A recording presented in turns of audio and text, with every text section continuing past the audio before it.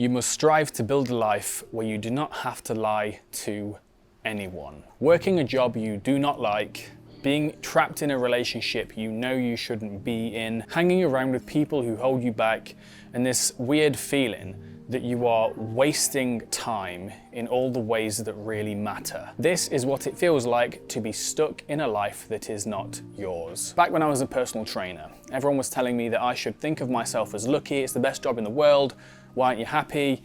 And I agree, objectively it's a pretty damn good job. But still, something started eating away at me. Even though I was doing that job for years, even though becoming a personal trainer was all I ever hoped for at one point, I worked so hard to become that, I couldn't help but feel like this was not the life I was meant to live. This is not my life. So I quit. I quit to pursue a path that would eventually lead to me talking right now on this video and you watching me. Now I spend my time doing exactly what I want and I don't answer to anyone except for you guys. If you are living a life that is not yours, that doesn't represent you, a life that is someone else's life, you will be unhappy. Because that life isn't a life at all, it's a performance. A life lie, an inauthentic life that forces you to say things you don't mean, to agree with things you don't agree with, to put yourself in environments you don't identify with on any level, to spend time with people you don't vibe with. All of this just to please something else. I'll get to that in a moment. Living an authentic life that represents you, that you feel is yours, is the best life you can live because it is yours. So here are a few steps that you need to implement if you're going to build a life that is authentically yours. Step 1.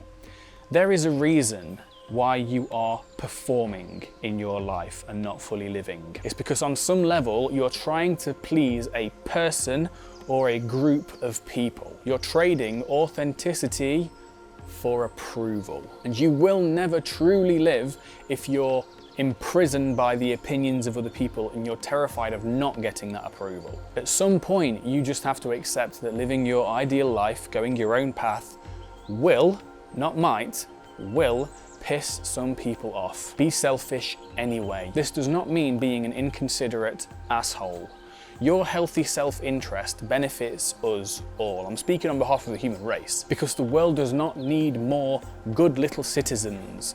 The world needs more people who have come alive. People who had the courage to go their own path, chart their own course, make something of it, and show other people how to do it for themselves. So you need to get clear on what keeps the performance going for you.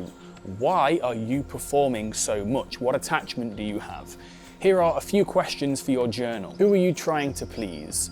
Who are you afraid of disappointing? What do you feel you absolutely should do in order to be liked, approved of, and respected and loved? And what do you feel you absolutely cannot or should never do? Your answers to these questions are the bars that keep your true self in its cage. Step 2.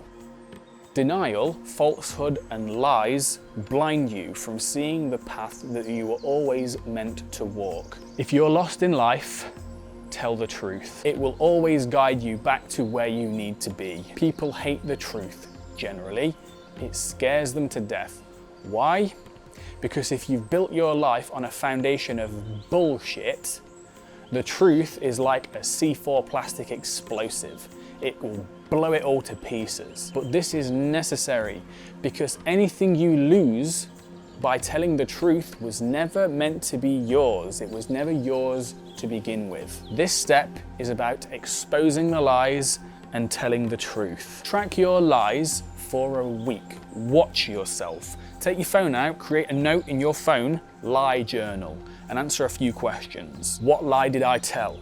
What was I covering up with the lie? And what was I afraid would happen if the people around me knew the truth? When you start to become aware of your lying patterns, this allows you to catch yourself in the moment, course correct, and tell the truth. Commit to the truth for 1 full year and watch your life change. Step 3.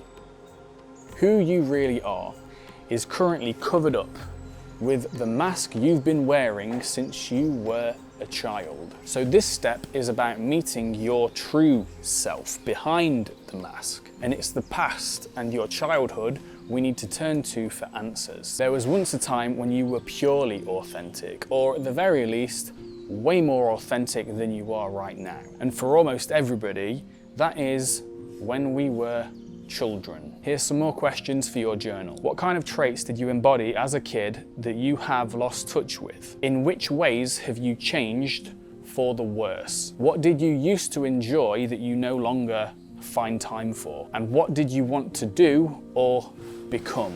Yes, if it was an astronaut, maybe it's not saying you needed to be an astronaut. Maybe it's embodying the values of discovery and uncertainty and excellence. And lastly, ask yourself, over the course of your life, what were the most profound moments that truly meant something to you? There's a reason these moments stick out in your mind. It's not a coincidence. These are all signposts.